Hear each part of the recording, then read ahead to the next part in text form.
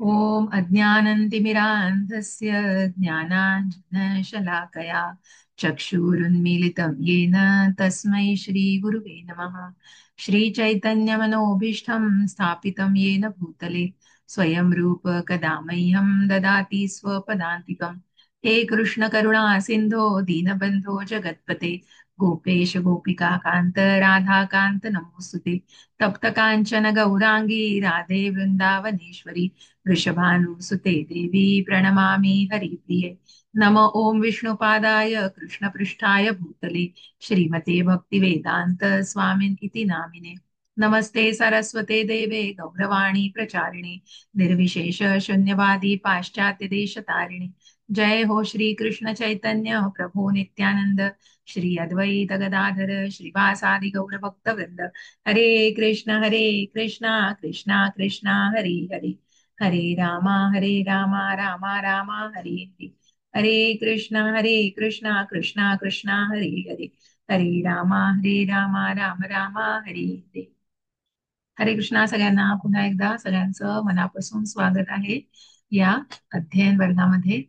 तर आपण सर्वांनी 11 अध्यायापर्यंत या दुसऱ्या टप्प्यावरील अ, अध्ययन पूर्ण केलेलं आहे। आपण आज 12वा अध्याय घेणार आहोत, जो भक्ती मार्गाचा शेवटचा टप्पा असणार आहे। तर या भक्ती योगाच्या टप्प्यावरती तुम्ही सर्वजण आहात। जसं तुम्ही कर्मयोग बघितलं, पहिले 6 अध्याय कर्मयोग देवानी भगवंतांनी सांगितलेलं आहे।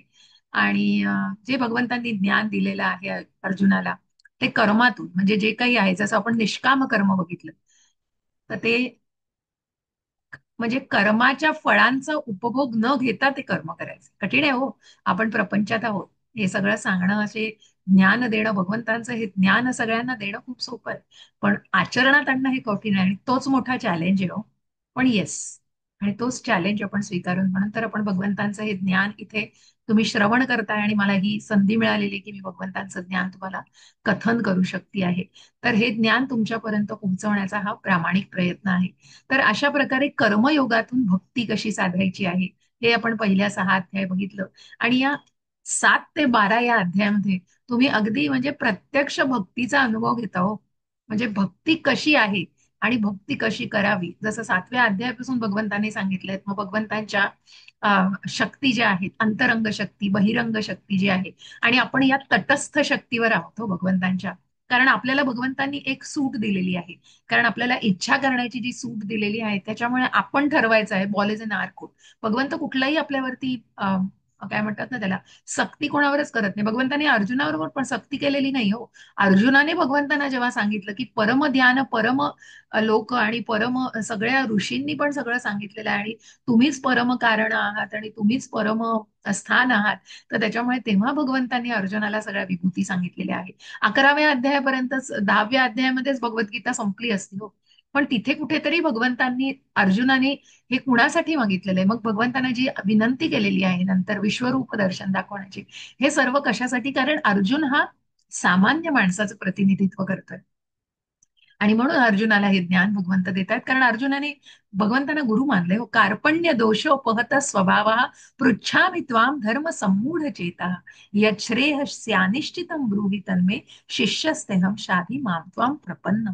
की मला तुम्ही माझा शिष्य, तुमचा शिष्य मानून घ्या, आणि मला तुम्ही काय योगे या या निश्चितम, की तुम्ही निश्चित काय आहे, त्या निश्चितम ब्रूहि तन्मे, की कळत नाहीये। मग इतका तो असमंजस झालाय हो अर्जुनासारखा हा, अगदी म्हणजे काय म्हणतात ना त्याला, की उच्च धनुर्धर आहे तो, लाडका भक्त आहे भगवंतांचा, पण त्याची मनस्थिती अशी द्विधा झाली हो, कारण त्याला कळत नाही की नक्की काय करावं। आणि म्हणूनच अशा स्थितीमध्ये त्याला गुरुची ही जी गुरुचं हे जे ज्ञान मिळालेलं आहे फार महत्वाचं आहे। आणि मग उत्तम आध्यात्मिक गुरु, कारण मग 360 अंशातून सांगणारा हा गुरु आहे। आणि कारण तो फक्त फिजिकल, मेंटल किंवा सायकोलॉजिकल नाही, तर स्पिरिच्युअल म्हणजे या आध्यात्मिक अंगाने तो जे काही सांगणार आहे। आणि म्हणूनच तो अर्जुनाचे पूर्ण म्हणजे भगवंताने अर्जुनाचा जो काही काय म्हणतात ना थिंकिंग अँगल आहे, जी काही त्याची, त्याचा जो विचार करण्याची जी विचार करण्याची दिशा आहे, ती बदलण्याचा प्रयत्न केला, की ते असं नाही, तू शरीर नाही, तू आत्मा आहेस, तू या सगळ्यांना जे म्हणतो आहेस तसं नाहीये हो। नैनम छिन्नंती शस्त्राणी नैनम दहती पावकला, की या आत्म्याला ना तू कापू शकशील, ना तू चिरू शकशील, ना तू ओला करू शकशील, ना वाढत, त्या आत्म्याला काही होणार नाहीये हो। तुम्ही जळतंय ते शरीर जळतंय, पंचतत्वाचं बनलेलं शरीर जळतंय, की जे पृथ्वी, आप, वायू, अग्नी आणि जल या सगळ्यांनी बनलेलं आहे. मग त्या सगळ्यांनी बनलेलं शरीर हे जळतंय, पण त्या आत्म्याला काही होणार नाही. त्याचा प्रवास चालू आहे हो. त्याचा त्याचा प्रवास एका देहातून दुसऱ्या देहामध्ये चालू आहे. देहिनोस्मिन्यथा देहे कौमारम यौवनम धरा तथा देहांतर प्राप्तीर धीरच तत्र न मुह्यते. एका देहातून कपडे बदलल्यासारखं करतोय हो तो आत्मा. एका देहातून दुसऱ्या देहामध्ये जातोय. त्या शरीराला जाळताय तुम्ही किती, पण तो आत्मा जळणार नाही. त्या आत्म्याला काहीही होणार नाही. आणि म्हणूनच तो कपडे बदलल्यासारखं एक शरीर सोडून दुसरं शरीर धारण करतो आहे. हे खूप सोपं आहे, पण हे जेव्हा आपण जाणण्याचा प्रयत्न करतो कठीण आहे. पण हे जाणून घेऊनच आत्मसात करायचं आहे. आणि म्हणून इथे आपल्याला भगवंतांनी या सगळ्यातून ज्ञान दिलेले आहे. मग दुसऱ्या अध्यायातले हे सगळे श्लोक होते की ज्याच्यामध्ये भगवंतांनी कर्मयोगही सांगितलाय.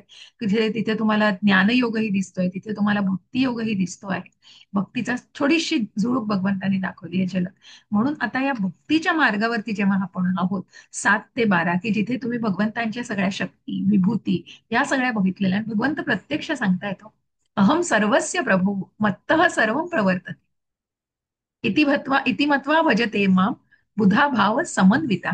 कारण प्रत्यक्ष भगवंत आपल्याला सांगतायत की म्हणजे मी या सगळ्या जगाचा जे काही आहे रक्षक आहे, मेंटेनर मी आहे. अहम सर्वस्य, मी सगळ्यात भावी आहे. आणि म्हणूनच भगवंतांनी हे स्वतःच्या मुखातून सांगितलेलं आहे. तेच सगळ्याची जे काही आहे ते परम कारण, परम ध्येय, परम स्थान हे भगवंत आहेत. आणि म्हणून ते सुप्रीम आहे. आणि म्हणून ते उच्च आहे. त्यांचं जे स्थान आहे ते उच्च स्थान आहे. आणि म्हणून भगवंत आता मग 11व्या अध्यायात जेव्हा तुम्ही ह्याचं दर्शन घेतलेलं आहे, विश्वरूप दर्शन घेतलेलं आहे, तिथेही अर्जुन म्हणतो आहे की तिथे घाबरला हो अर्जुन. ते विश्वरूप दर्शन तर बघायचं होतं, सगळं बघितलं, परंतु तिथे त्या ज्या पूर्ण असं जे काही क्रौर असं आणि रौद्र असं रूप होतं, ते रौद्र रूप बघवलं नाही हो अर्जुनाकडून. आणि म्हणून त्याचं तिथे कुठेतरी असं थरथरत होता तो, किंवा त्याच्या हातातनं गळून पडलं धनुष्य. आणि म्हणूनच तो असा भाऊक झाला होता, त्याला भरून आलं होतं खूप. बघायचं तर होतं त्याला, त्यांनी बघितलं भगवंताना. आणि म्हणूनच तो कुठेतरी पश्चाताप पण करत होता की मग मी तुमच्याशी असा कसा वागलो. तुमचं इतकं इतकं तुमचं महात्म्य आहे आणि इतकं तुमचं महत् स्थान आहे, पण मी तुमच्याशी कसा वागलोय. मी तुमच्याशी एका मित्राप्रमाणे चेष्टा केलीये, मी तुमच्याबरोबर बसून असं केलंय, तर मग तुम्हाला कधी कधी तुमचा अपमानही केलाय. तर या सगळ्याचा त्याला खूप पश्चाताप होतो. आणि मग तो म्हणतोय की मला तुमचं तुम्ही जे द्विभुज रूप आहे, त्याच्या आधी चतुर्भुज रूप जे परमात्मा, जे आपण ब्रह्म, परमात्मा आणि भगवान म्हणजे परमात्मा रूप आहे भगवंतांचं. कारण ब्रह्म हे काय आहे, मग जे विश्वरूप दर्शन तुम्ही बघता आहात ते कशाचं एक रूप आहे, ते ब्रह्मच आहे. त्या ब्रह्माचं म्हणजे त्या ब्रह्म म्हणजे काय, की तिथे म्हटलं की 1000 सूर्य जेव्हा अवकाशामध्ये तपत असतील, उदय होईल त्यांचा, तेवढं प्रखर तेज म्हणजे ब्रह्म. ब्रह्म म्हणजे काय, की भगवंतांपासून निघालेला प्रकाश. आणि म्हणूनच हा प्रकाश इतका प्रखर आहे. आणि म्हणून त्याला ब्रह्म म्हणजे ते ते कुठल्या स्वरूपाचं आहे, तर भगवंतांच्या ब्रह्मरूपाचं आहे. आणि मग भगवंतांनी अर्जुनाच्या विनंतीनुसार त्याला परमात्मा रूप आणि सगळ्यात शेवटी भगवान रूप दाखवलेलं आहे, की ज्याच्याशी तो अतिशय निगडीत आहे आणि त्याच्याशी तो जोडला गेलेला आहे. कारण भगवंतांचं हे जे भगवान रूप आहे हे भगवंतांचं द्विभुज रूप आहे. आणि इथे भगवंतांचं श्याम सुंदर असं रूप आहे, हातात बासरी आहे, डोक्यावर मोराचं पीस आहे, असं अतिशय सुंदर. मग काय नाहीये भगवंतांकडे. ऐश्वर्याने नटले, षट ऐश्वर्याने नटलेलं असं त्यांचं नसलेलं असं त्यांचं रूप आहे. काय नाहीये भगवंतांकडे. काय नाही कर्म केलंय भगवंतांनी, सगळं केलंय भक्तासाठी. कारण भगवंत भक्त वत्सल आहे, भगवंत भावाग्रही जनार्दन आहे. आणि अशाच भगवंतांना आपण आता या भक्ती योगातून अजून जाणून घेऊया, की मग भगवंत इथे सांगतायत की कशा प्रकारे तुम्ही भगवंतांनी सगळ्यांना स्वीकारलंय हो, पण त्यांनी तुम्हाला ऑप्शन्स पण दिलेत बघा. की भगवंत सांगतायत तुम्हाला हे जमत नसेल तुम्ही ते करा, तुम्हाला ते जमत नसेल तुम्ही हे करा, मी तुम्हाला स्वीकारलेलं आहे. पण तुम्ही काय द्यायचंय भगवंतांना ह्याचे ऑप्शन्स पण भगवंत तुम्हाला देतात. आणि मग भगवंत सांगतायत की कुठला भक्त भगवंतांना प्रिय आहे. कारण भक्त भगवंतांना विशेषच आहे हो, पण तो कुठल्या प्रकारचा आणि मग काय करणारा, तशी त्याचं पण ज्ञान भगवंतांनी इथे दिलंय. खूप सुंदर शब्दात हे दिलंय आणि अतिशय सुंदर हा अं, अं, अध्याय आहे. हा अध्याय 15वा अध्याय, लहान अध्याय आहे, पण अतिशय सुंदर आणि भगवंतांचं पूर्ण म्हणजे भक्तियोगामध्ये आपण इतके रमून जातो. नेक्टर ऑफ डिव्होशन जर तुम्ही भक्ती रसामृत सिंधू हे रूप गोस्वामींनी लिहिलेलं जे अध्याय हे जे ग्रंथ आहे छोटासा त्याचं अध्ययन पण तुम्ही तिसऱ्या टप्प्यावर करता. खूप सुंदर आहे, अतिशय मधुर आहे हो ते भक्ती. कारण भक्तीच इतकी मधुर आहे का त्याचं वर्णन अतिशय मधुर असणार. तर त्याच्यामुळे अशा या भक्तीच्या वर्णनामध्ये आपण रमून जातो. आणि अशा या भक्तीच्या टप्प्यावरती आपण शेवटच्या टप्प्यावरती आहोत, जिथे हा 12वा अध्याय आपण बघणार आहोत आज. तर आपण सुरुवात करूया. भक्तियोग श्रीकृष्णांची प्रेममयी सेवा. तर कुणाला जर वाचायची इच्छा असेल अनुवाद किंवा तात्पर्य मी त्याच्यातलं थोडं थोडं तुम्हाला संक्षिप्तपणे सांगणार आहे. पण ज्यांना अनुवाद वाचायची इच्छा असेल त्यांनी नक्की त्यांचा डिजिटल हँड रेज करा. ठीक आहे, त्याप्रमाणे मी तुम्हाला सांगू शकते. तर भक्तियोग श्रीकृष्णांची प्रेममयी सेवा. अर्जुन उवाच. कुणाला श्लोक वाचायची इच्छा आहे का? म्हणजे कोणाला श्लोक वाचायचे आहेत आणि येतं संस्कृत, तर मला सगळे नवीन आहात तुम्ही, त्याच्यामुळे मला कल्पना नाहीये. पण कुणाची इच्छा असेल तर तुम्ही म्हणू शकता श्लोक. हरे कृष्णा. माझा आवाज येतोय सगळ्यांना?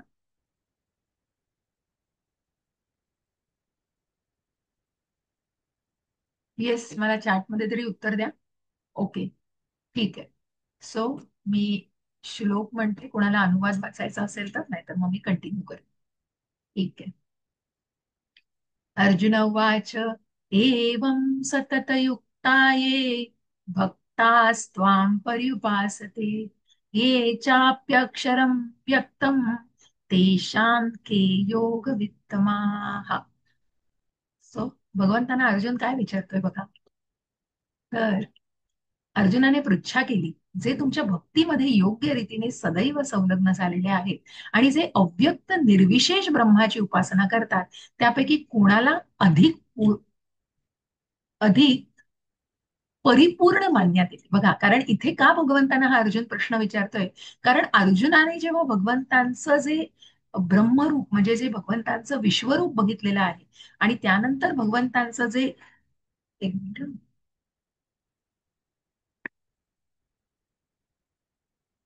आणि भगवंतांचं जे भगवान रूप बघितलेलं आहे, कारण भगवंत अर्जुन भक्त आहे हो भगवंतांचा, त्याच्यामुळे अर्जुन निश्चितच भगवंतांच्या भगवान रूपाशी जोडला गेलेला आहे.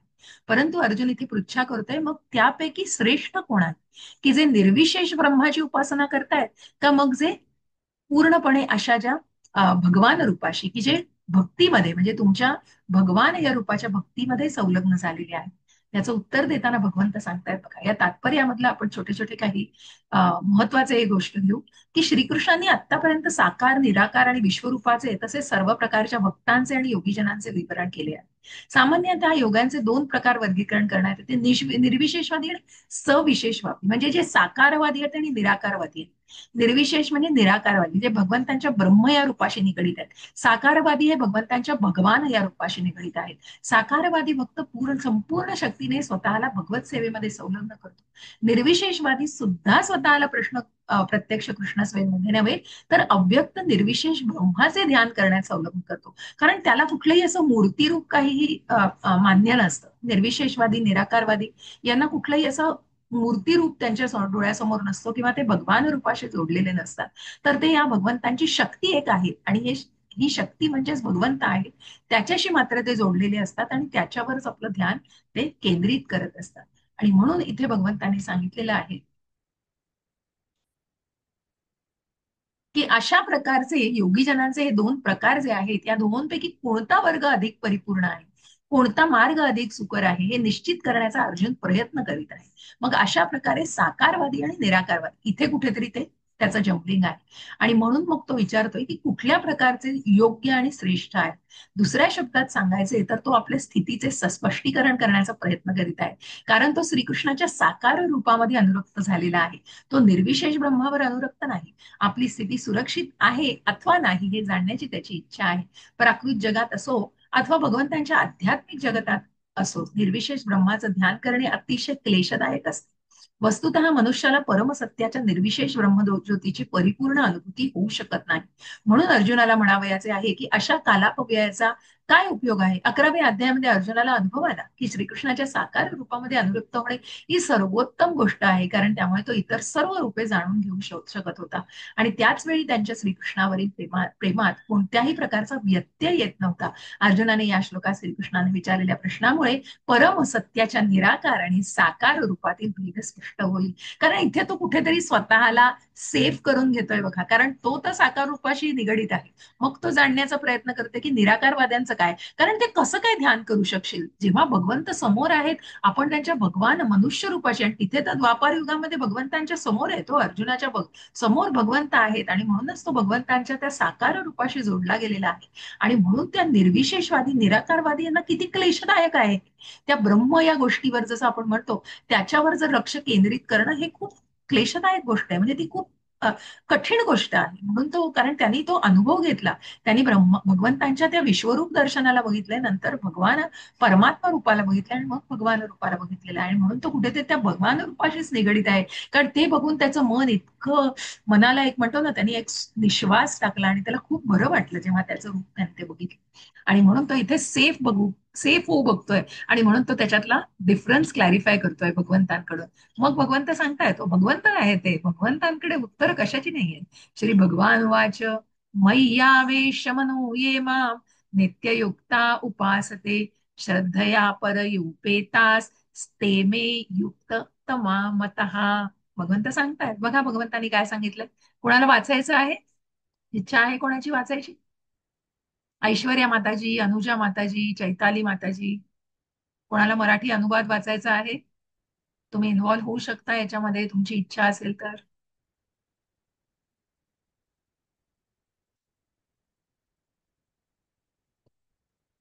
ओके, हरकत नाही. कुठलंही हे ठेवू नका, दडपण ठेवू नका, तुम्ही बिनधास्त वाचू शकता जर तुमची इच्छा असेल तर. ठीक आहे. सो चॅट मध्ये काही विचारता आहात तुम्ही? ठीक आहे. म्हणून अनुवाद वाचता येत नाही, क्षमा आहे. ठीक आहे, ठीक आहे, ठीक आहे. कोणी प्रवासात आहेत वगैरे तर काही हरकत नाही. डोंट वरी, असं काही नाही. तुम्ही ऐकू शकता आणि तुम्हाला तुमच्यापर्यंत ज्ञान पोचतं, हे महत्वाचं आहे. श्री भगवान म्हणाले, हे आपले मन, जे आपले मन माझ्या साकार रूपावर स्थित करतात आणि दृढ दिव्य श्रद्धेने माझी सतत उपासना करण्यामध्ये संलग्न झालेले असतात, ते माझ्या मते सर्वोत्तम आहेत. आणि म्हणून भगवंत इथे भगवंतांच्या साकार रूपाला श्रेष्ठ म्हणतात, कारण जे भगवंतांशी जोडले गेले तो. अहो, आपण मनुष्य आहोत, भगवंतांचं मनुष्य रूपाशीच आपण जोडले गेलेलो आहोत. आणि म्हणून इथे मग अर्च विग्रह हा कशा प्रकारे आहे, आणि कशा प्रकारे ती, म्हणजे ती जी साकार जे काही रूप आहे भगवंतांचं, ते कशा प्रकारे एक शिक्कामोर्तब केलेलं आहे. भगवंतांनी अर्जुनाच्या प्रश्नाला उत्तर देताना बघा काय सांगितले. अर्जुनाच्या प्रश्नाला उत्तर म्हणून श्रीकृष्ण स्पष्टपणे सांगतात, जो माझ्या साकार रूपावर आपलं मन केंद्रित करतो आणि श्रद्धा व भक्तिभावाने मला भजतो, तोच योग्यांमधील परम सिद्ध पुरुष होय. अशा कृष्ण भावना भावित व्यक्तीच्या कोणत्याही क्रिया भौतिक नसतात, कारण तो सर्व काही श्रीकृष्णात प्रित्यर्थच करत असतो. आत्मा काय म्हणतो ना आपण, की आत्म इंद्रियांचे तारो नाम काम, श्रीकृष्ण इंद्रियांचे तारो नाम प्रेम. भगवंतांच्या इंद्रियांना संतुष्ट करण्याला तो काम करतो आहे. तो स्वतःच्या स्वार्थासाठी करत नाही, स्वतःसाठी मला हे हवंय मला ते हवंय नाही, भगवंतांच्या संतुष्टी प्रित्यर्थ तो कर्म करतोय. शुद्ध भक्त निरंतर सेवेमध्ये संलग्न असतो. कधी तो जप करीत असतो, कधी श्रीकृष्ण कथेचे वाचन किंवा श्रवण करीत असतो, कधी तो प्रसाद तयार करतो, अथवा श्रीकृष्णांसाठी काही खरेदी करण्यासाठी तो बाजारात जातो, कधी मंदिर मार्जन करतो, अथवा भोजनपत्र स्वच्छ करतो. तो जे काही करतो ते सर्व भगवंतां प्रित्यर्थ करतो. आणि अशा रीतीने एक क्षणही वाया घालवत नाही. असे कर्म म्हणजे समाधीस्थ कर्म होय, की जिथे तो भगवंतांशी जोडला जातोय. समाधी आपण जे बघितलं, तुम्ही जर 6व्या अध्यायामध्ये बघितलं असेल, यम नियम प्राणायाम, प्रत्याहार, ध्यान, धारणा आणि समाधी, या सगळ्या ज्या पायऱ्या आहेत, त्याची समाधीस्थ अवस्था म्हणजे काय हो, भक्तीचाच मार्ग आहे तो, की जिथे तुम्ही समाधीस्थ म्हणजे भगवंतांशी जोडले जातात. आणि म्हणून भगवंत इथे सांगतायत की माझं हे साकार रूप हे सगळ्यात श्रेष्ठ आहे, जो माझ्याशी जोडला जातो, म्हणजेच भगवंतांच्या भक्तीमध्ये तो सतत व्यग्र असतो तो भगवंतांच्या भक्तीशिवाय दुसरं काहीही त्याला दिसत नाही. जी काही कर्म करतो तो भगवंतांच्या संतुष्टी प्रित्यर्थ करत असतो.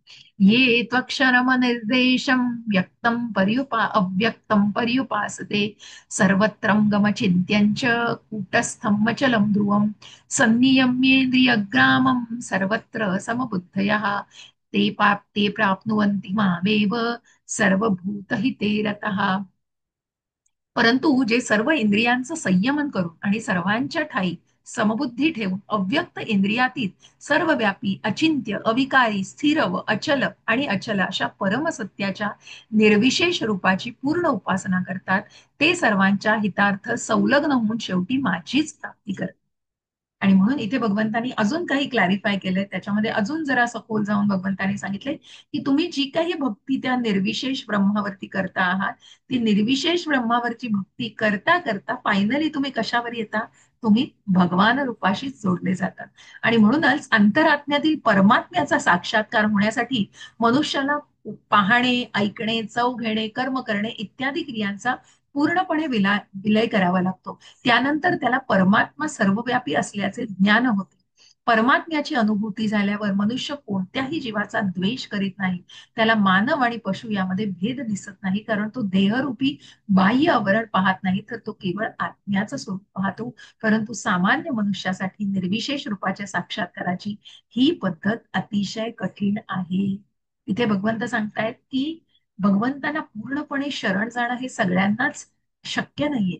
आणि म्हणूनच मनुष्याला कशा प्रकारे की अंतरात्म्यातील परमात्म्याचा साक्षात्कार होण्यासाठी की अशा प्रकारे सगळ्या ज्ञानेंद्रिय कर्मेंद्रियांवर त्याला कंट्रोल करायला लागतो, की कशा प्रकारे तो करत असतो की त्याला परमात्मा म्हणजे तो प्रत्येकाच्या जीवामध्ये ज्या 84 लक्ष योनी आहेत, प्रत्येक जीवाच्या हृदयामध्ये परमात्मा स्थित आहेत हे त्यांनी स्वतःला त्याचा साक्षात्कार, कारण त्याला आत्म्याचा साक्षात्कार झालेला असतो आणि आत्मा हा परमात्म्याचाच अंश आहे हेही त्याला कळलेलं असतं. आणि म्हणूनच मग तो अशा प्रकारे त्या परमात्म्याला तो प्रत्येक जीवामध्ये बघत असतो. त्याच्यामुळे तो कुठल्याही प्रकारचा मनुष्य असू दे, कुत्रा असू दे, चांडाळ असू दे, हत्ती असू दे, कुणीही असू दे, पण तो ते बाह्यरूपी देहावरण बघत नाही, तर तो त्यातला आतला परमात्मा बघतो. आणि म्हणूनच सामान्य माणसासाठी ही गोष्ट अतिशय कठीण आहे, अतिशय क्लिष्ट पद्धतीची आहे, किंवा ते ते जाणून घेणं आणि स्वतःला तो त्याप्रमाणे स्वतःला काय म्हणतात घडवणं हे इतकं सोपं नाहीये. पण त्याचा साक्षात्कार होणं मात्र नक्कीच आवश्यक आहे, तरच त्याप्रमाणे मनुष्य पुढे जाऊ शकतो. क्लेशाधिक्लेशोऽधिकतरस्तेषाम् अव्यक्तासक्तचेतसाम् अव्यक्ता हि गतिर्दुःखम देहबद्ध्वीरवाप्यते. ज्यांचं मन परमसत्याच्या अव्यक्त निर्विशेष रूपामध्ये आसक्त झालेले आहे, त्यांना प्रगती करणे अतिशय क्लेशदायक आहे. त्या मार्गात प्रगती करणे हे देहधारी जीवांसाठी नेहमीच अतिशय दुष्कर असते.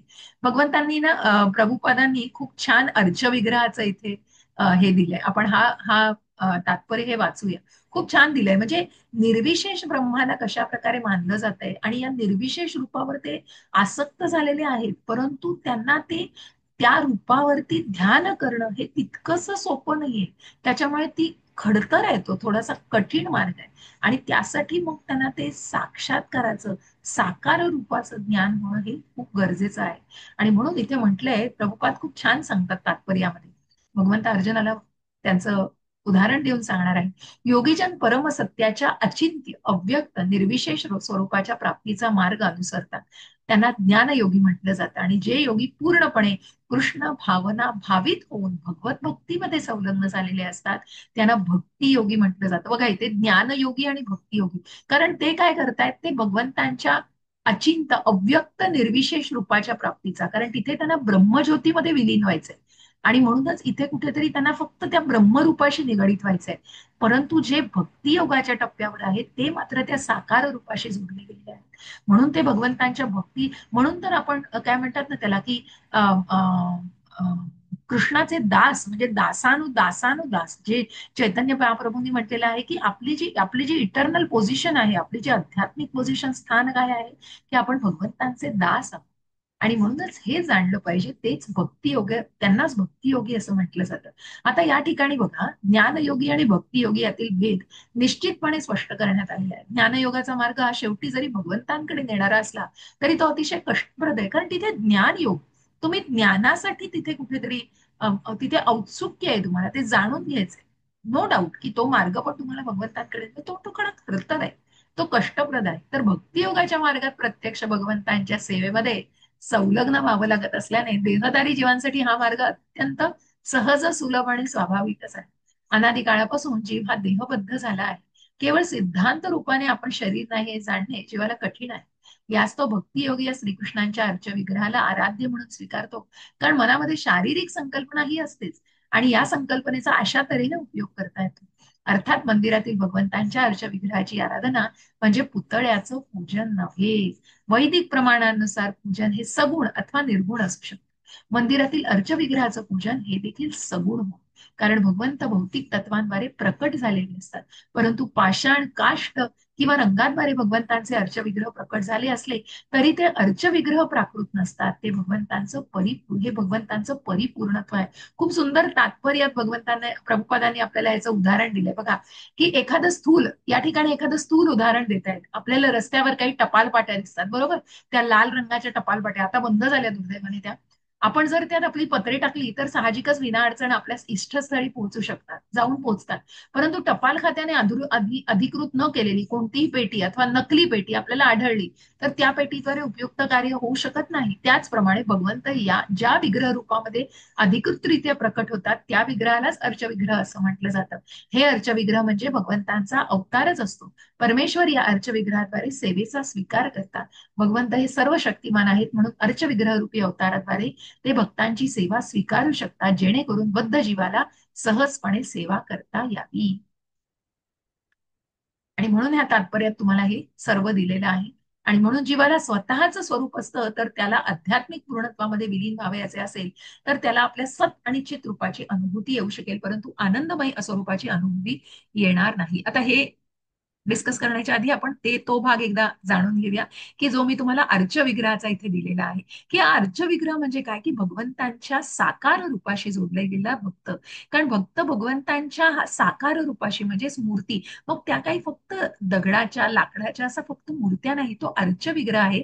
त्याच्यावर प्राणप्रतिष्ठा केली जाते. जसं आत्ताच गणपती उत्सव झालाय, गणपतीला आपण जेव्हा वाजत गाजत घरी आणतो तेव्हा आपण त्याची प्राणप्रतिष्ठा करतो. त्या मूर्तीमध्ये आपण भगवंतांना येण्यासाठी आवाहन करतो. तिथे गणपती प्रत्यक्ष यावे आणि गणपतींचं तिथे स्थान असावं, अस्तित्व असावं, भगवंत तिथे असावेत, गणपती तिथे प्रत्यक्ष असावेत, या रूपाने आपण मंत्रोच्चार करतो, प्राणप्रतिष्ठा करतो आणि नंतर यथासार त्याचं व्यवस्थित विसर्जन करतो. म्हणजे आपण विसर्जन करणारे कोणी नाही, म्हणूनच ते दिलेलं आहे. पण एक हा जो उत्सव साजरा केला जातो, की त्याप्रमाणे ही प्राणप्रतिष्ठा म्हणजे सांगण्याचा काय उद्देश आहे, की मग मग ते आपण इको फ्रेंडली करतो किंवा काय, तर इथे आपण ज्या अर्चविग्रहाची म्हणजे गणपतीला आपण घरी आणल्यानंतर त्या मूर्तीमध्ये प्राणप्रतिष्ठा केली जाते आणि म्हणूनच त्यांना आवाहन केलं जातं. तसंच श्रीकृष्णांचे जे अर्चविग्रह, आणि म्हणूनच इथे आपण श्रीकृष्णांच्या साकार रूपाशी जे निगडीत आहेत ते भक्त निगडीत आहेत आणि निश्चितच ते भगवंतांच्या मूर्ती रूपाशी म्हणजे भगवंत प्रत्यक्ष, कारण भगवंत त्यांना माहिती आहे हो की आपल्याला देह आहे, तसं भगवंत पण आपल्या बरोबर देहरूपी भावनेने आहेत. आणि म्हणून बघा की कधी कधी मंदिरामध्ये बसल्यानंतर घळाघळा घळाघळा आपल्या डोळ्यातनं वाहत असतं पाणी. मग ते खूप आपण जोडले गेलेत म्हणून नाही, आपण खूप आत्ताशी अतिशय काय म्हणतात ना, इनिशियल टप्प्यावर काय आपण जस्ट एक असं बिगिनर्स आहोत हो, की आपल्याला फॉर्च्युनेटली या सगळ्या असोसिएशन मिळाले आणि we are fortunate enough to come in Krishna consciousness, की आपल्याला ती कृष्ण भावना कळलेली आहे. परंतु निश्चितच कुठेतरी टप्प्यावर पण आपल्या भावना म्हणजे आपण कुठेतरी भगवंतांशी जोडलं जाऊन की हे सगळं माझ्या म्हणजे जे कुठेतरी दुःखाने असेल किंवा मनातलं सगळं मोकळं होत असेल, पण इथे कुठेतरी आपण जोडले जाण्याचा तो प्रयत्न असतो असं मला निश्चितच वाटतं. आणि म्हणूनच हे अर्चविग्रह हे प्राकृत नसतात फक्त. आणि म्हणून याप्रमाणे भक्त हा भगवंतांच्या या साकारे रूपाशी जोडला गेलेला असतो. जीवाला स्वतःचं स्वरूप असतं. जर त्याला आध्यात्मिक पूर्णत्वामध्ये विलीन व्हावयाचे असेल तर त्याला आपल्या सत आणि चित स्वरूपाची अनुभूती होऊ शकेल, पण आनंदमयी स्वरूपाची अनुभूती होणार नाही.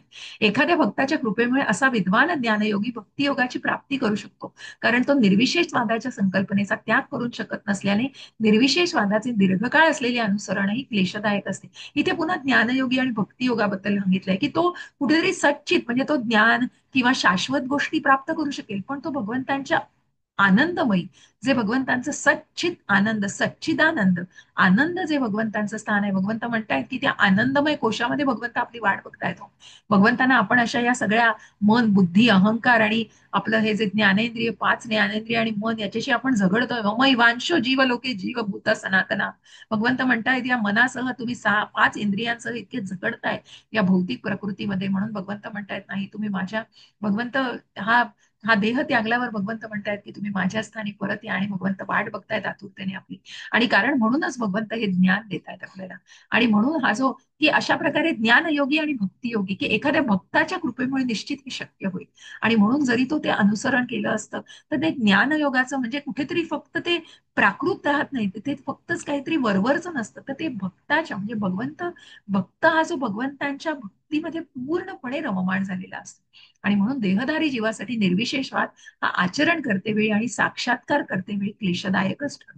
प्रत्येक जीवात्म्याला आंशिक स्वातंत्र्य असते बघा. जे स्वातंत्र्य मी म्हटलं तटस्थ शक्तीवरती आहे आणि ते स्वातंत्र्य दिले. मनुष्याने निश्चितपणे जाणलं पाहिजे की निराकाराचा साक्षात्कार हा आपल्या सच्चिदानंद स्वरूपाच्या विपरीत आहे.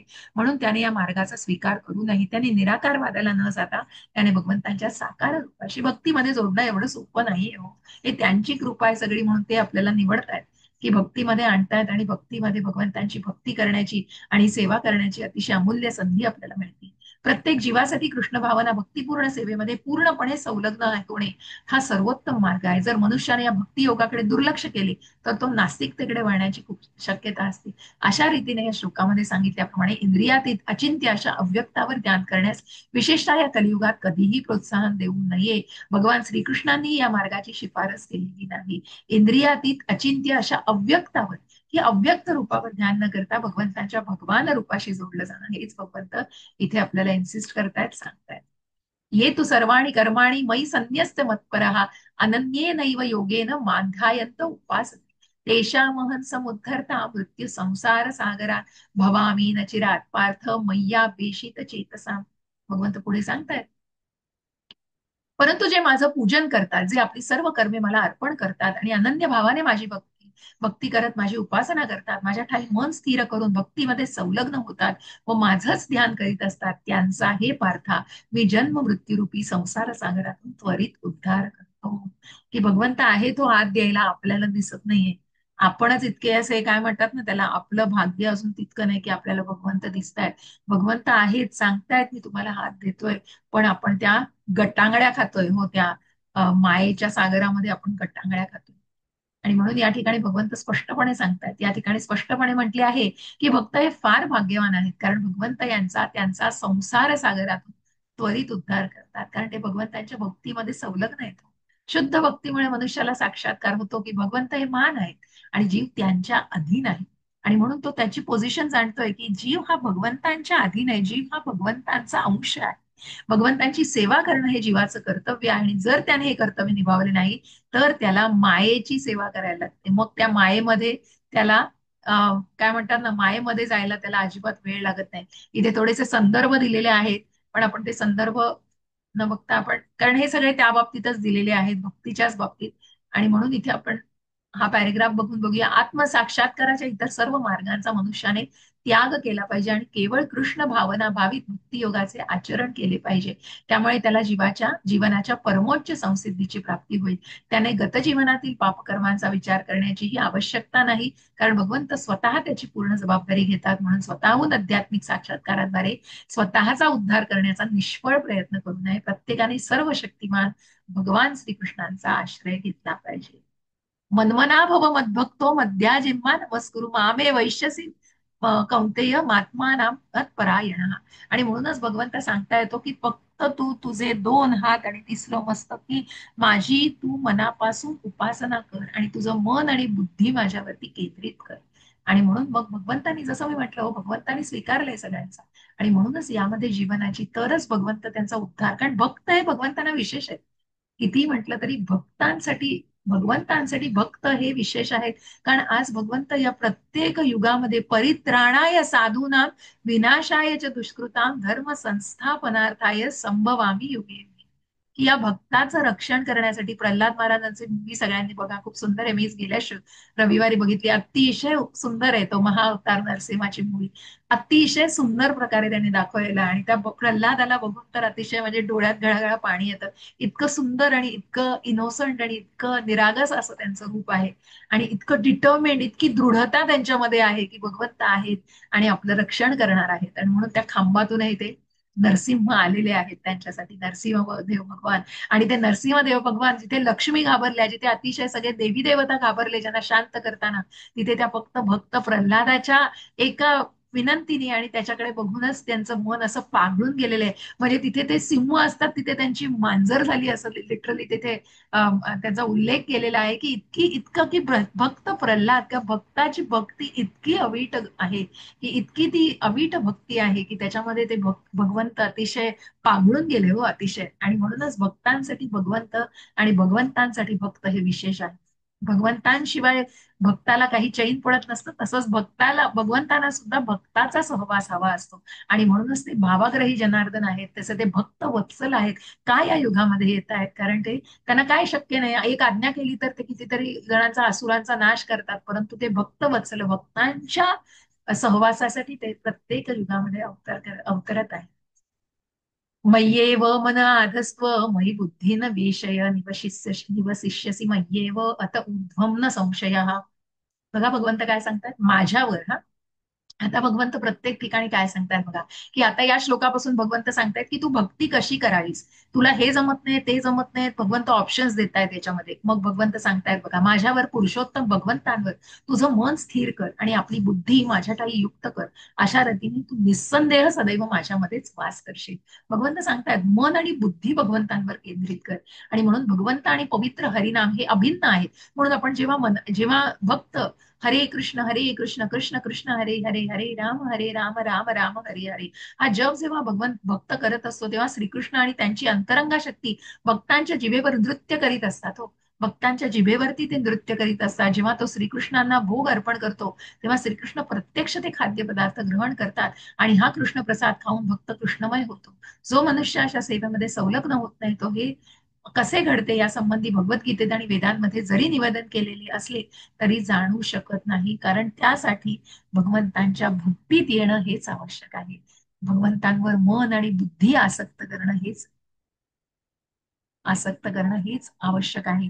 तरच तो भक्त भगवंतांना योग्य प्रकारे जाणू शकतो. आणि तो भगवंतांचा, आणि म्हणून तो भगवंतांशिवाय दुसरं काहीच विचार करू शकत नाही. मग तो सगळी कर्म आपल्या गृहस्थाश्रमामध्ये, आपल्या प्रत्येक याच्यात प्रपंचामध्ये तो करतोय, पण तिथे त्याच्या मनामध्ये कृतज्ञता सतत आहे. कृष्णासंबंधी कृतज्ञता, कृष्ण हे जे काही आहे ते भगवंतांचं आहे. आणि म्हणूनच भगवंतांचं स्तुती करण्याशिवाय त्याला दुसरा कुठलाही मार्ग दिसत नाही. आणि म्हणूनच जो मनुष्य सेवेमध्ये संलग्न, कारण ही सेवा जसं आपण म्हणतोय की श्रवणम कीर्तनम वंदनम अर्चनम पादसेवनम साख्यम दास्यम आत्मनिवेदनम, स्मरण व्हायला मधलं श्रवणम कीर्तनम स्मरणम वंदनम अर्चनम पादसेवनम साख्यम दास्यम आत्मनिवेदनम, या नवविध भक्तीच्या सेवा आहेत. आणि या भक्तीच्या माध्यमातून आपण भगवंतांशी निश्चितच जोडलेले राहतो. अथ चित्तं समाधातुं न शक्नोषि मयि स्थिरम् अभ्यास योगेन ततो मामि चाप्तुं धनंजय. मग भगवंत पुढे सांगतायत, जर तू आपलं मन, एखाद्याला जर नाही शक्य, कारण सगळ्यांनाच तेवढी ती पात्रता नसते. जसं आपण म्हणतो की परीक्षेमध्ये पेपर लिहिताना प्रत्येक जण वेगवेगळ्या बुद्धिमत्तेचा असतो, सगळेच काही सारखे नसतात ना. त्याच्यामुळे प्रत्येकामधली जी काही क्षमता असते ती वेगवेगळी असते. आणि म्हणून भगवंत इथे ऑप्शन्स देत आहेत. हे धनंजय, जर तू आपले मन निश्चलत्वाने माझ्या ठाई स्थिर करण्यात असमर्थ असशील, तर भक्तियोगाच्या नियामक तत्वांचं पालन कर. अशा रीतीने मला प्राप्त करण्याचा इच्छा तू उत्पन्न कर. म्हणजे तू त्या नियमावलीला, की कुठेतरी भगवंतांच्या ज्या काही सेवा आहेत त्यांची नियमावली, आणि किंवा आपण जे काही उठून मग सकाळी उठल्यानंतर मंगल आरतीसाठी उपासना करणं, त्यानंतर आंघोळ करून भगवंतांना नमस्कार करून स्मरण करणं, आपला जपमाळ करणं आणि म्हणजे नामस्मरण करणं, त्यानंतर भगवंतांना भोग अर्पण करणं, ते नैवेद्य ग्रहण करणं, या सगळ्या सेवा तू निश्चित करू शकतो. सकाळी उठून तू या नियमांचं पालन करू शकतो. आणि म्हणून इथे भगवंतांनी सांगितलेलं आहे की भक्तियोगाच्या नियामक विधिविधानांचं पालन करण्यासाठी मनुष्याने निष्णात आध्यात्मिक गुरुच्या मार्गदर्शनाखाली विशिष्ट नियमांचं पालन केलं पाहिजे. उदाहरणार्थ, प्रातःकाळी लवकर उठून स्नान करणं, अर्चविग्रहाला फुले वेचून अर्पण करणं, अर्चविग्रहासाठी भोग तयार करणं, म्हणजेच भगवंतांचं अर्चविग्रह म्हणजे भगवंतांचं प्रसाद ग्रहण करणं इत्यादी. याप्रमाणे मनुष्याने पाळावयाचे अनेक विधिनियम असतात आणि त्याने शुद्ध भक्ताकडून भगवद्गीता आणि श्रीमद भागवताचे सतत श्रवण केले पाहिजे. अशा अभ्यासामुळे कोणताही मनुष्य भगवत प्रेमाच्या अवस्थेपर्यंत उन्नत होऊ शकतो आणि नंतर निश्चितच भगवत धामाची प्राप्ती करण्यात तो अग्रेसर होतो. विधिविधानानुसार आणि आध्यात्मिक गुरुच्या मार्गदर्शनाने केलेल्या भक्तियोगाच्या अभ्यासाने निश्चितपणे भगवत प्रेमाच्या स्तरापर्यंत त्याची उन्नती होते. नाही त्याला मन आणि बुद्धी एकत्र करता आलं तर तू निश्चितच या मार्गाचा अवलंब कर. तू नियामक तत्वांचं पालन करण्यात हळूहळू स्टेप बाय स्टेप, आपण म्हणतो ना, बेबी पावलांनी जा, कुठेतरी छोट्या छोट्या पावलांनी जा. डायरेक्ट तुम्हाला भक्ती करणं शक्य नाही, असं सगळ्यांनाच डायरेक्ट आपण कुणालाच कुठलं लादू शकत नाही. भक्ती तर नाहीच नाही. आपण कुणावर कुठली, आपण आपल्या मुलांवर नाही, आपल्या कुठल्याही कुटुंबजनांवर नाही, आपण कुणा कुटुंबियांवर कुणावरच आपण लादू नाही शकत. त्यासाठी त्याचीच कृपा लागते आणि त्यासाठी तोच निवड करतो. परंतु हे जेव्हा भक्तीमध्ये आपण येतो, मग त्या भक्तीमध्ये आल्यानंतर ते मार्ग दाखवलेत भगवंतांनी, की तुम्हाला जर मन आणि बुद्धी साकार करण्यात तुम्ही आता थोडे असमर्थ वाटताय, तर तुम्ही अशा रीतीने प्रयत्न करा. तुम्ही सुरुवात करा कुठेतरी अशा अशा प्रकारे प्रातःकाळी आंघोळ करून मग सगळी पूजा अर्चा करणं आणि सगळ्या, तर या गोष्टींची तुम्ही नियमावली निश्चितच अवलंबा. अभ्यासेप्य सर्मर्थोसी मत्कर्म परमो भव मदर्थमपि कर्माणि कुर्वन् सिद्धीम वाप्स्यसी. तर भगवंत सांगताय की जर तू भक्तियोगाच्या विधिविधानांचं पालन करण्यात असमर्थ असशील, बघा, भगवंतांनी सांगितलं मन आणि बुद्धी जर असमर्थ असशील एकत्र करण्यात, म्हणजे संलग्न करण्यात, तर तू नियामक तत्वांचं पालन कर. आता भगवंत सांगतायत, सकाळी उठणं पण जड असेल तुम्हाला, प्रातःकाळी आंघोळ नाही होत आहे, मंगलारती नाही करता येते, तर भगवंत अजून पण ऑप्शन देतात. जर तू भक्तियोगाच्या विधिविधानांचं पालन करण्यात असमर्थ असशील तर केवळ माझ्याकरिता कर्म कर. कारण माझ्याकरता कर्म केल्याने तुला पूर्ण सिद्धी प्राप्त होतील. जे अर्जुनाला भगवंतांनी सांगितलं की तू युद्ध कोणासाठी करतोयस, स्वतःसाठी करू नकोस, ते माझ्यासाठी कर.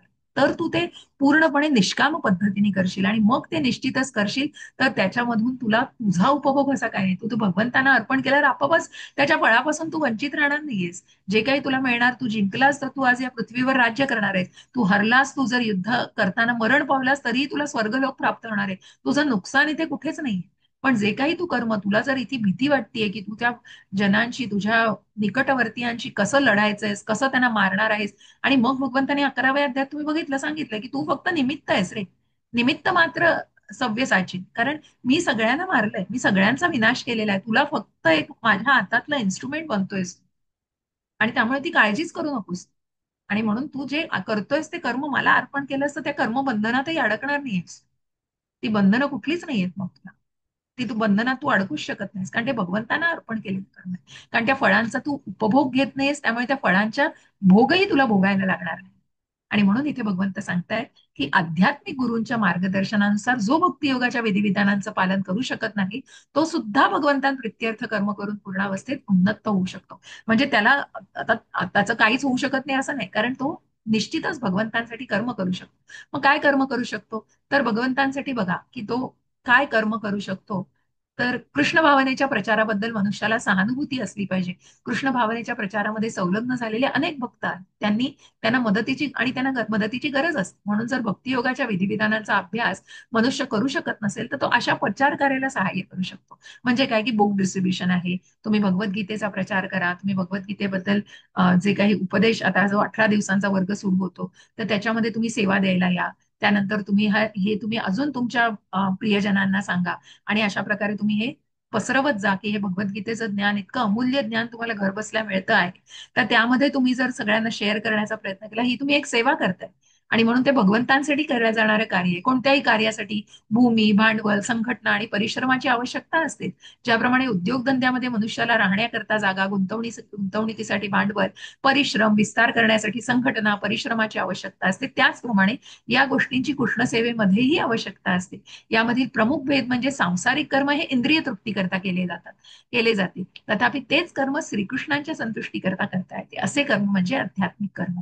आणि म्हणून अशा कर्माचा जर आपण अवलंब केला तर निश्चितच भगवंतांच्या भक्तीमध्ये आपण स्वतःला झोकून देऊ शकतो. जर मनुष्याकडे पुरेसं धन असेल तर कृष्ण भावनामृताच्या पुरेसं धन असेल तर कृष्ण भावना व्रताच्या प्रचारासाठी, मंदिर किंवा कार्यालयाचं बांधकाम करण्यासाठी तो आर्थिक सहाय्य करू शकतो किंवा ग्रंथ प्रकाशनात तो सहयोग करू शकतो. जसं तुम्हाला आता सध्या पण तुम्हाला पाठवलं जाते, पितृपक्ष चालू आहे.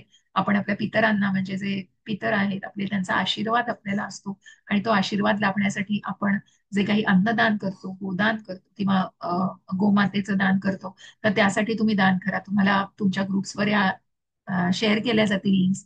आपल्या इस्कॉन मध्ये सुद्धा, म्हणजे रोजचं तुम्ही अन्नदान, जे भक्त असतात, जे वैष्णव असतात, त्यांना आपण अन्नदान करू शकतो.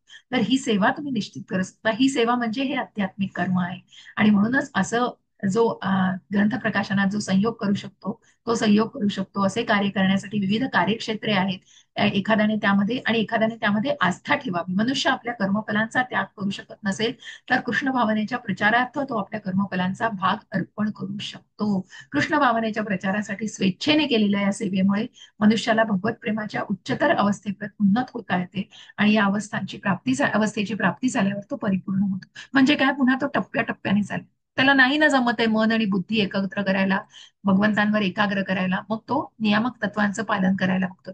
नियामक तत्वांचं पालन पण नाही जमत आहे, तो भगवंतांसाठी कर्म करू शकतो. हे आध्यात्मिक कर्म करू शकतो, की भगवंतांची सेवा करू शकतो. ही सुद्धा एक सेवेचा भाग आहे.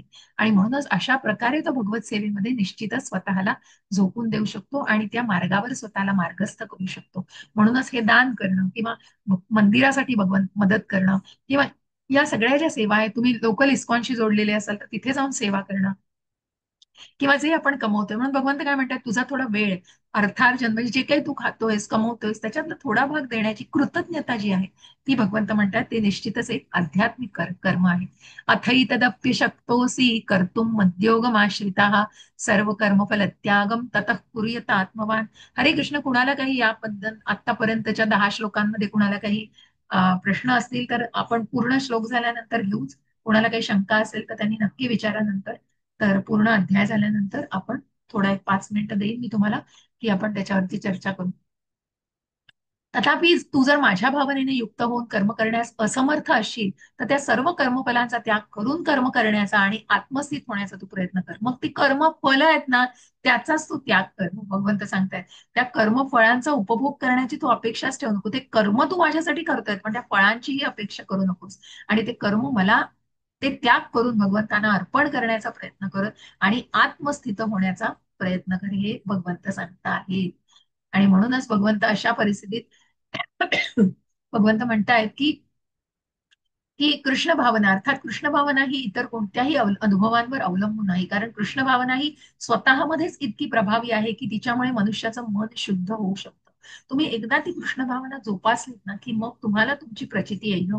तुम्ही जेव्हा नामस्मरण करता, भगवंतांसाठी सेवा करता, तेव्हा ती जी प्रचिती आहे ना आणि तो जो स्वानुभव आहे, त्याच्यातनच तुम्ही ते जाणू शकता. कारण कृष्ण भावना ही स्वतःमध्येच इतकी प्रभावी आहे की तिच्यामुळे मनुष्याचं मन शुद्ध होऊ शकतं. परंतु कृष्ण भावनेचा स्वीकार करण्यामध्ये जर अडचणी येत असतील तर मनुष्य आपल्या कर्मफलांचा त्याग करण्याचा प्रयत्न करू शकतो.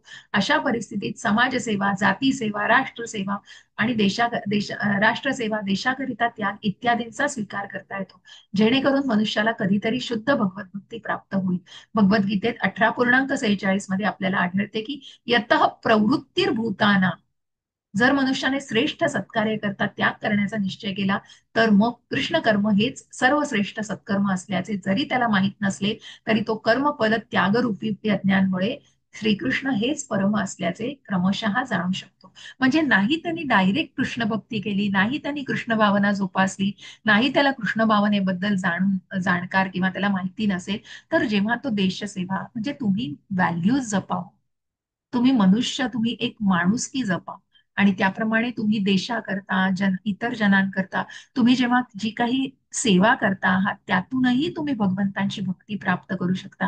कारण त्यातून मिळणारा जो आनंद आहे तो तुम्हाला कुठेतरी निश्चितच तुम्हाला त्या भगवत प्राप्तीमध्ये हळूहळू नेऊन घेऊन जातो. आणि म्हणूनच तुम्ही त्याप्रमाणे त्या कर्मफलांचा त्याग करून निश्चितच ती कर्माची फळं कुणाला इतरांना अर्पण करा. म्हणजे त्या कर्मफळांचा स्वतःसाठी कुठलंही काही ठेवू नका. मी जे करतो आहे ते इतरांसाठी करतोय, ही भावना मनामध्ये जोपासणं म्हणजेच हळूहळू त्या कृष्ण भावनेमध्ये जाणं. श्रेयो हि ज्ञानम अभ्यास्यात् ज्ञानात् ध्यानं विशिष्यते ध्यानात कर्मफल त्यागात शांती निरंतरम. बघा, त्यागात शांतिरंतरम ते शांतिरनंतरम आहे. म्हणजे बघा, ध्यानात कर्म फल त्यागात शांतिरंतरम, की मग त्याग आणि इच्छा म्हणजे कशा प्रकारे याला म्हटलेलं आहे, पूर्ण आहे पण त्याला आपण त्याग, इच्छा म्हणजे अशा प्रकारे अंती निरंतर, की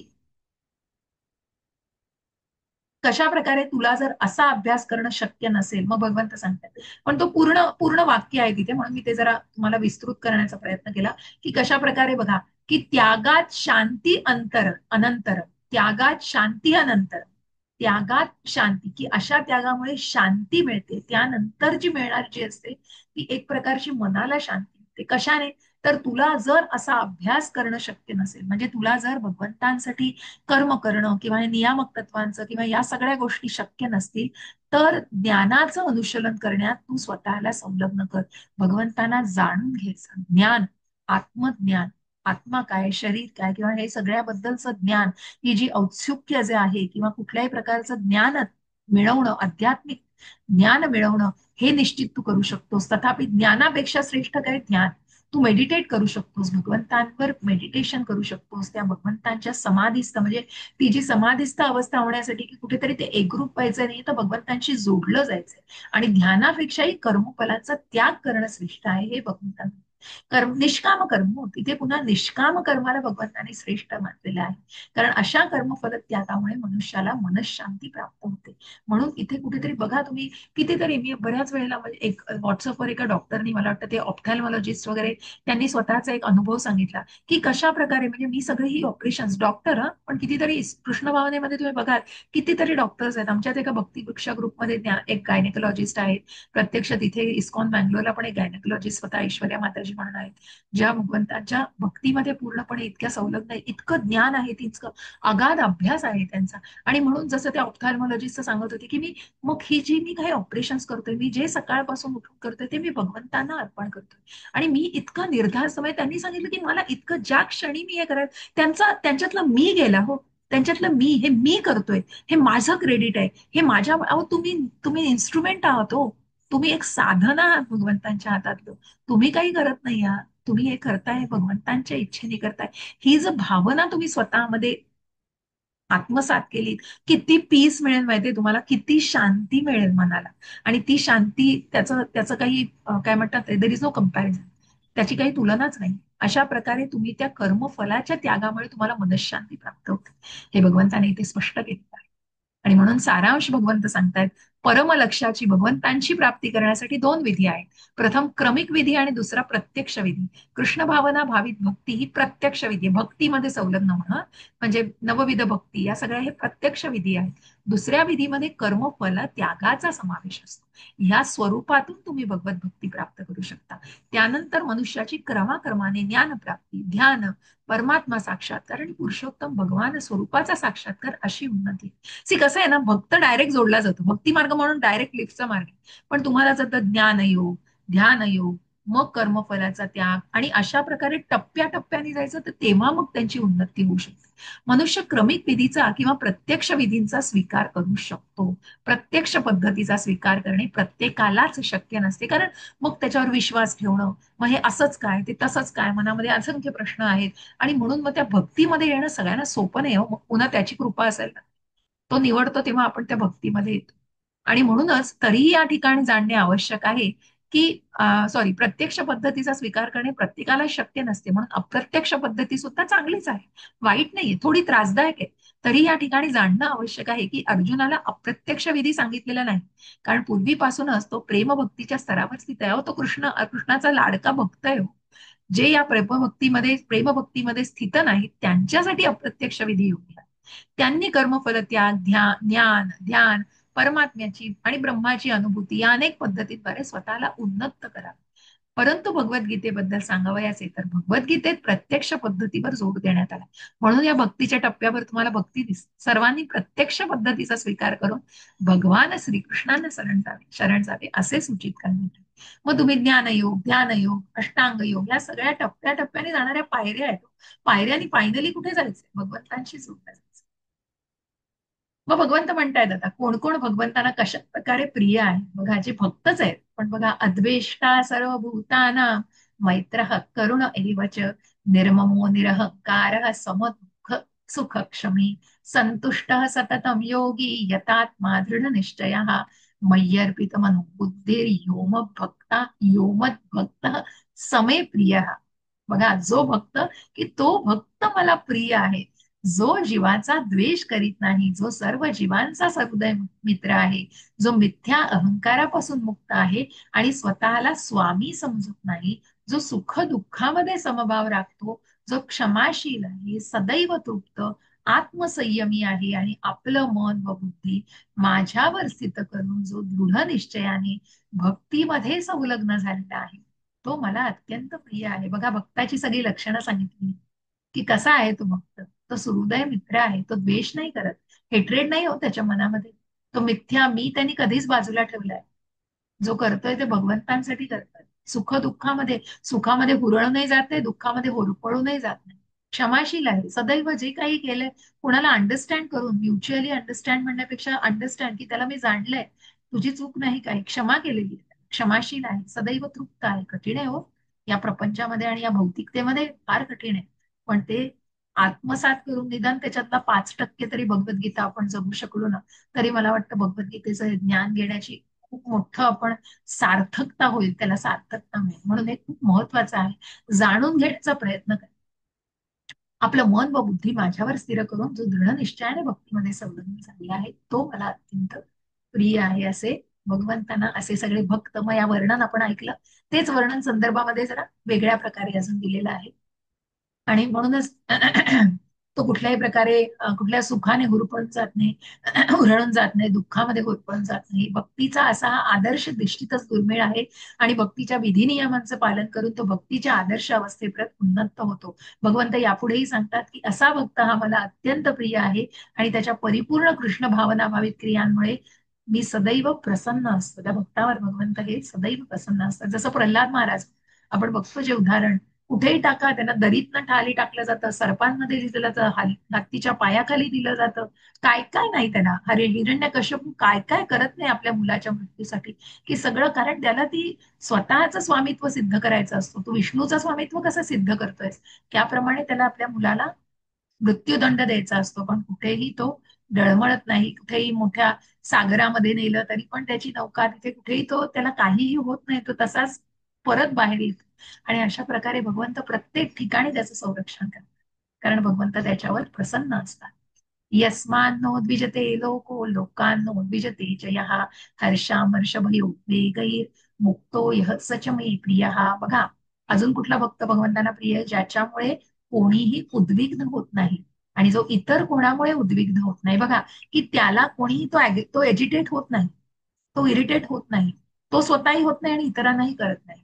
जो हर्ष, दुःख, भय आणि चिंता, म्हणजे खूप आनंद झालाय, खूप अतिशय दुःखी झालाय, त्याला भय, चिंता या कुठल्याच गोष्टींची त्याला तमा नसते.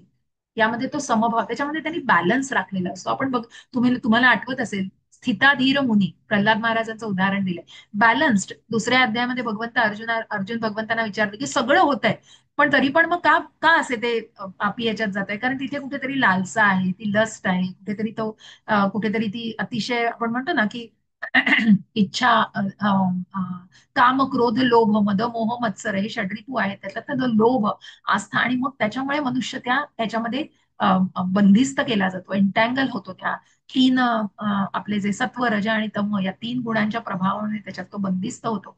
आणि म्हणूनच त्याला समभाव राखणं हे कसं गरजेचं असतं. परंतु या सगळ्यामध्ये त्यांनी समभाव राखणं, यांनी बॅलन्स राखणं, म्हणून की हे सगळं जरी होतंय तरी मग भगवंत सांगतात की अशी व्यक्ती असते जी स्थिताधीर मुनी. मग जेव्हा अर्जुन विचारतो ही व्यक्ती चालते कशी, बोलते कशी, वागते कशी, खाते कशी, अशा प्रकारे त्याचं वर्णन भगवंताने जेव्हा केलंय, ते हेच सगळं केलंय. की मग तो सोन्याचा तुकडा आणि एखादी दगड याला सुद्धा समान मान, कारण त्याच्यामध्ये, त्या भौतिकतेमध्ये त्याला कुठलाही रस नसतो. की ती भौतिकता म्हणजे काय म्हणतात, क्षणभंगूर आहे, त्याला त्यांनी जाणलेलं असतं. आणि म्हणून इथे कुठेतरी तो त्याचं वर्णन अशा प्रकारे केलेलं आहे. आणि म्हणून आपण म्हणतो की सामान्यतः याविषयी मनुष्याला जेव्हा आपल्या शरीरासाठी किंवा इंद्रिय तृप्तीसाठी काही आढळतं, तेव्हा तो अतिशय आनंद होतो. आनंदी होतो. परंतु आपल्याकडे नसणारी इंद्रिय तृप्तीची साधने इतरांकडे पाहिल्यावर तो दुःखी होतो. बघा त्याला काय म्हणतात, मत्सर म्हणतात. म्हणजे ते माझ्याकडे, I I like what you have but I don't like that you have it. म्हणजे मला आवडतंय जे तुझ्याकडे आहे ते मला आवडतंय, पण मला हे आवडत नाही की ते तुझ्याकडे आहे. म्हणून ते इतरांकडे पाहिल्यावर ही मत्सराची भावना आहे. ही अतिशय वाईट भावना आहे बरं का. याला खोडून असं उखडून काढलं पाहिजे. आणि म्हणूनच तो अशा गोष्टींमुळे जेव्हा दुःखी होतो तेव्हा तो मत्सरी आहे, इतरांचा द्वेष करू लागतो. जेव्हा त्याला आपल्या शत्रूकडून प्रतिकाराची अपेक्षा असते तेव्हा तो भयभीत झालाय, कारण त्याने काहीतरी चूक केली आहे ना, म्हणून तो भयभीत झालाय, कारण त्याला त्याच्या प्रतिकाराची अपेक्षा असते. आणि म्हणूनच तो त्याला कुठेतरी चिथावत असतो आणि त्या प्रकारे तो भयभीती झालेला असतो की काय करेल हा मला आता. आणि जेव्हा तो यशस्वीपणे काही करू शकत नाही तेव्हा तो खिन्न होतो. जो भक्त सदैव अशा विकारांच्या पलीकडे, याच्या ट्रान्सेंडेंटल, आय मीन काय म्हणतात त्याला, गुणातीत, म्हणजे या सगळ्याच्या पलीकडे जो गेलेला असतो तो श्रीकृष्णांना अतिशय प्रिय आहे. ज्याने बॅलन्स केले, ज्याने या सगळ्याला बॅलन्स, समभाव राखलेला आहे त्याच्यामध्ये. आणि अशा प्रकारे मग असा भक्त भगवंतांना निश्चितच प्रिय असतो. अनपेक्ष शुचिर्दक्ष उदासीनो गतव्यतः सर्वारंभ परित्यागी यो मद भक्त समे प्रिय. बघा असा भक्त कोण भगवंतांना प्रिय आहे बघा अजून. हे भगवंतांना सगळे प्रिय असणारे म्हणजे समभाव राखणारा, की कशा प्रकारे निष्काम कर्म करणारा, अशा या सगळ्या सुख दुःखामध्ये सगळ्या समभाव राखणारा असा अजून एक भक्ताचं वर्णन भगवंत करतायत, की जो माझा भक्त साधारण दैनंदिन क्रियांवर अवलंबून नसतो, जो शुद्ध, कुशल, चिंतारहित आहे, दुःखमुक्त आहे आणि कोणतंही फळ प्राप्त करण्यासाठी महत् प्रयास करीत नाही, जीवाचा आटोकाट असा प्रयत्न करीत नाही की मला ते मिळालंच पाहिजे, हे प्रमोशन मला कुठल्याही परिस्थितीत मिळालं पाहिजे. मग ते तमोगुण तर वेगळेच असतात, रजोगुण तर वेगळे असतात, पण त्यासाठी कुठेतरी अशी ती जीवाची घालमेल होत नाही. कारण मग त्याला त्या गोष्टीच्या अपेक्षा, जेव्हा मिळेल ते आपलं आहे, नाही मिळेल ते आपलं नाही. आणि म्हणूनच अशा प्रकारे ही जी भावना आहे ती महत्वाची. आणि अशा प्रकारचा भक्त मग भगवंतांना, उदाहरणार्थ प्रचंड इमारतीच्या बांधकामासाठी पुष्कळ शक्ती खर्ची पडते. आणि जर असं बांधकाम त्याला भक्तीमध्ये प्रगती करण्यास लाभदायक ठरत नसेल तर तो त्याचा अंगीकार करीत नाही. भगवंतांसाठी तो मंदिर बांधू शकेल आणि त्यासाठी सर्व प्रकारचे कष्टही करील, परंतु स्वतःसाठी एखादी मोठे घर बांधणार नाही. आणि अशा प्रकारे म्हणतो आहे की मग अशा प्रकारे तो घर बांधणार नाही, तो मंदिर बांधायला स्वतःच्या इंद्रिय तृप्तीसाठी नाही तर भगवंतांसाठी काही कार्य करण्यात स्वतःला निश्चितच झोकून देईल. असा भक्त भगवंतांना नक्कीच प्रिय आहे. यो न रुष्यति न द्वेष्टि न शोचति न कांक्षति शुभाशुभ परित्यागी भक्तिमान्य समे प्रिय. पुढचा भक्त भगवंतांचं भक्ताचं वर्णन काय आहे, जो हर्षितही होत नाही किंवा दुःखही करीत नाही, शोकही करीत नाही किंवा आकांक्षाही करीत नाही, आणि ज्याने शुभाशुभ गोष्टींचा, शुभ आणि अशुभ गोष्टींचा त्याग केला आहे, असा भक्त भगवंतांना मला अत्यंत प्रिय आहे. भौतिक लाभामुळे शुद्ध भक्त हर्षित होत नाही किंवा दुःखीही होत नाही, कारण जे मटेरियलिस्टिक आहे त्याला कळतंय हे क्षणभंगूर आहे, याचा निश्चित आहे नाश पावणार आहे. तसेच आपल्याला एखादा पुत्र किंवा शिष्य मिळवण्यास तो फारसा उत्सुक नसतो किंवा ते न मिळाल्यामुळे तो दुःखीही होत नाही. आपल्याकडील अतिप्रिय वस्तू गमावल्यामुळे तो शोक करीत नाही. त्याचप्रमाणे इच्छित वस्तू प्राप्त न झाल्यास व्यथित होत नाही. तो सर्व प्रकारच्या शुभ अशुभ पापकर्मांच्या पलीकडे असतो.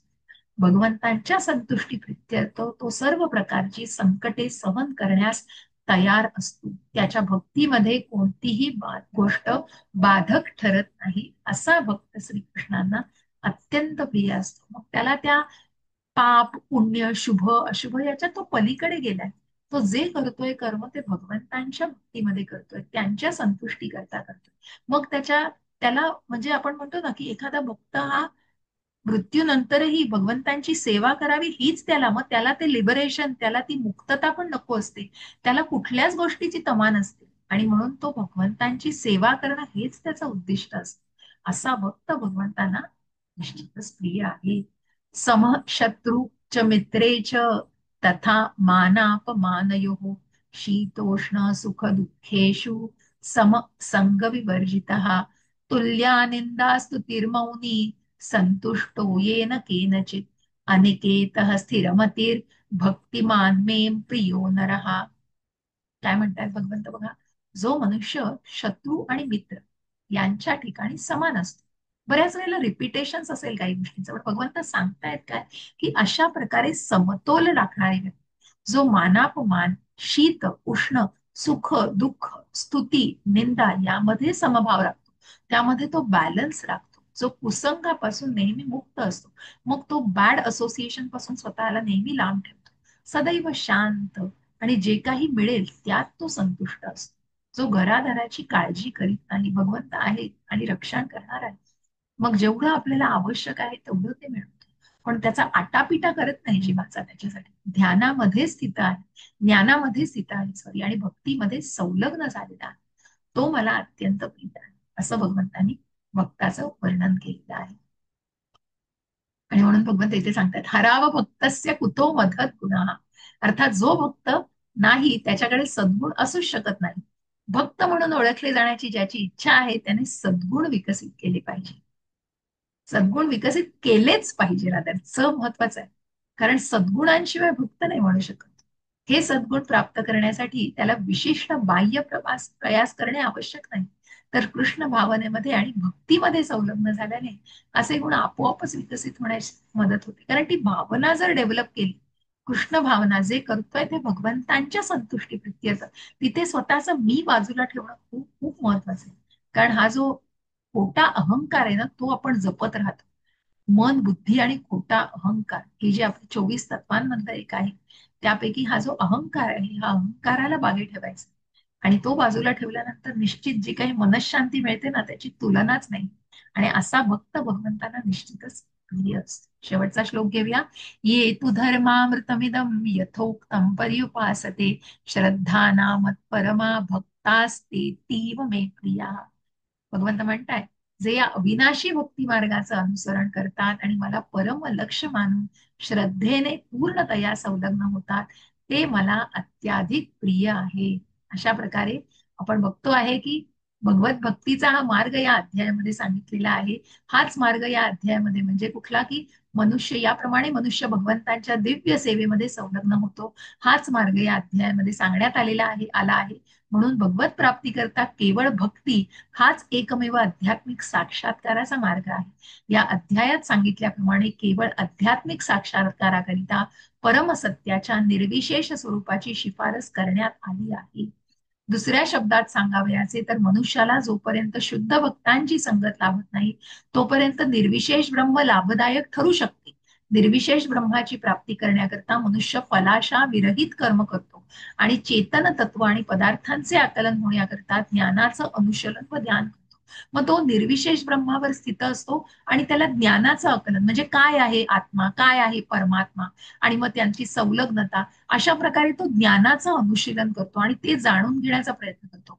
पण जोपर्यंत काय, जोपर्यंत मनुष्याला शुद्ध भक्ताचा संग लाभत नाही, तोपर्यंत हे आवश्यक आहे. सुदैवाने मनुष्यामध्ये कृष्ण भावनेत संलग्न होण्याची इच्छा विकसित झाली, तर त्याला आध्यात्मिक साक्षात्कारातील क्रमिक पद्धतीचे अवलंबन करण्याची आवश्यकता नाही. डायरेक्ट भक्तीचा मार्ग भक्ताच्या सहवासामध्ये, म्हणून आपण हे जे डिवोटीज असोसिएशन जे आपल्याला इस्कॉन मध्ये मिळतं, हे खूप वेगळं आहे आणि हे खूप विशेष आहे, कारण तुम्हाला इस्कॉन मध्ये फक्त भक्तच मिळतील, आणि या भक्तांचा जो सहवास आहे या भक्ती वृक्षामार्फत आपण जे ऑनलाईन सुद्धा डिवोटीज असोसिएशन, हे खूप महत्वाचं आहे. ही जी संलग्न, कारण बघा, भक्तीचा पहिला टप्पा श्रद्धा आहे, पण ती श्रद्धा वाढीस कशी लावायची?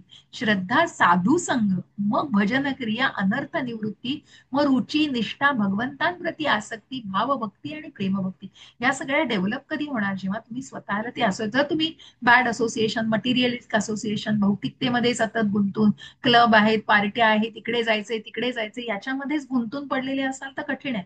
पण जेव्हा तुम्ही भक्तांच्या सहवासामध्ये असता, तेव्हा निश्चित या गोष्टी तुमच्यासाठी अतिशय, काय म्हणतात, क्षुल्लक असतात, आणि याला तुम्ही अजिबात महत्व पण देत नाही. पण येस, प्रपंचामध्ये ज्या जबाबदाऱ्या आहेत, भगवंतांनी अर्जुनाला सांगितलं की तू जबाबदारीतून मोकळा होऊ शकत नाही, तुझ्या सगळ्या जबाबदाऱ्या तुला पार पडायच्या. गीतेत कुठेच भगवंतांनी सांगितलं नाही सगळं अगदी तुम्ही पूर्णपणे सोडून द्या आणि मग तुम्ही भगवद्गीतेचाच फक्त अभ्यास करा. नाही, भगवंत म्हणताय तुम्ही सगळ्या तुमच्या जबाबदाऱ्या पार पाडत पाडत तुम्ही या भक्तीचा निश्चित भक्तीत संलग्न होऊ शकता. मग तुम्ही अगदी 4-5 तास जाऊन जप करण्याची देवळात गरज नाही. तुम्ही नामस्मरण करा, 16 माळा या अतिशय आवश्यक आहेत. नामस्मरणाचं महत्व पण मी तुम्हाला सांगते. आपल्याकडे वेळ आहे थोडा, तर हे पूर्ण करून आणि म्हणूनच आपण बघूया. जोपर्यंत मनुष्याला शुद्ध भक्ताचा संग लाभत नाही तोपर्यंत हे आवश्यक आहे. सुदैवाने मनुष्यामध्ये कृष्ण भावनेत संलग्न होण्याची इच्छा विकसित झाली तर त्याला आध्यात्मिक साक्षात्कारातील क्रमिक पद्धतीचे अवलंबन करण्याची आवश्यकता नाही. भगवद्गीतेतील मधल्या 6 अध्यायांमध्ये वर्णन केल्याप्रमाणे भक्ती ही अधिक अनुकूल आहे. मनुष्याने प्राणधारणाकरिता भौतिक पदार्थांची चिंता करण्याची आवश्यकता नाही, कारण भगवत कृपेने सर्व गोष्टी आपोआपच घडून येतात. या प्रकारे भगवद्गीतेच्या भक्तियोग या 12व्या अध्यायावरील भक्ती वेदांत भाष्य संपन्न. अशा प्रकारे आपण या 12व्या अध्यायाला संपन्न केलेलं आहे आणि आपण अध्याय इथे संपवलेला आहे. तर इथे 12वा अध्याय संपूर्ण झालेला आहे. भक्तियोगाचा हा टप्पा इथे पूर्ण झालेला आहे. पुढचा टप्पा तुमचा माताजी घेतील 13व्या अध्यायापासून, जिथे ज्ञान योगाला सुरुवात होणार आहे. तर जसं मी आता चॅन्टिंगचं महत्व सांगता सांगता थांबले, तसं नामस्मरण मग 16 माळा की तुम्ही नामस्मरणाचं महात्म्य जाणा. तुम्ही हळूहळू जेव्हा भक्तीमध्ये संलग्न होता तेव्हा ती भक्ती वाढीस लावण्यासाठी तुम्हाला निश्चितच स्वतःला तितकं अजून प्रेरित करायला लागतं. मग तुम्ही भक्तांच्या संघात जर राहिला तर ती प्रेरणा आपोआप मिळते. आणि मग कधी म्हणजे मी माझ्या अनुभवानं सांगते, कधी तुम्ही 16 माळा करायला लागता हे तुमचं तुम्हालाच कळत नाही. म्हणजे आता मला भगवंतांच्या कृपेने इस्कॉनला जोडून 5 वर्ष झाली, इस्कॉन मँगलोरला जोडून, आणि सेवा करण्याचा पण ही दुर्मिळ संधी मला मिळते. खूप खूप सुंदर संधी मिळते आणि या संधी अशा मिळत राहत आहेत. भगवंताची कृपा आहे. तर त्याचप्रमाणे आपण आपलं नामस्मरण, म्हणून नामस्मरण आणि सेवा या दोन्ही गोष्टी अत्यंत महत्वाच्या आहेत. की तुम्ही फक्त नाव, आणि ते कुठेतरी फक्त मटेरियलिस्टिक नको, मेकॅनिकल नको. प्रयत्न करा. सगळ्यांना कठीण आहे हो. आता मी सुद्धा, आपण माळा करतो तर 1 2 3 4 प्रत्येक माळेमध्ये आपण पूर्णपणे होतो असं नसतं. पण म्हणून मग ती माळ जपताना जपताना आपण हरे कृष्ण कृष्ण कृष्ण हरे हरे, हरे राम राम राम हरे हरे, प्रत्येक शब्दाला ऐकण्याचा प्रयत्न केला पाहिजे. तर आपण फोकस होऊन ती माळ जपतो आणि त्याप्रमाणे आपण तिथे कुठेतरी एकाग्र करू शकतो. नाहीतर मन आहे हो आपलं. प्रल्हाद महाराज म्हणाले, तर त्या 6व्या अध्यायात आपण म्हटलंय की अर्जुनानेही भगवंतांना प्रश्न विचारलेला आहे की मन, प्रल्हाद महाराज म्हणाले की मन आपलं सगळ्यात मोठं शत्रू आहे. आणि म्हणून अर्जुनाने म्हटलंय की वाऱ्याला पकडू शकतो एक वेळ, पण मनाला नाही, कारण मन इतकं भटकत आहे हो. म्हणून ते मन तुम्हाला जप करताना पण कुठे कुठे नेऊन घेऊन जातं. पण आपल्याला कुठेतरी ती एकाग्रता आणायची, तो प्रयत्न करायचा. तो फक्त काय म्हणतात ना, प्रॅक्टिसनेच होणार नाही. ते नामस्मरण जितकं करत राहाल तितके निश्चितच तुम्हाला ती एकाग्रता येईल. तर अशा प्रकारे सगळ्यांना हरे कृष्ण. मी इथे थांबते आता. कोणाला काही प्रश्न असतील तर आपल्याकडे आहेत 5 मिनिटं, तर तुम्ही निश्चित विचारू शकता. मी रेकॉर्डिंग थांबवते आणि तुम्हाला रेकॉर्डिंग मी पाठवीन हे.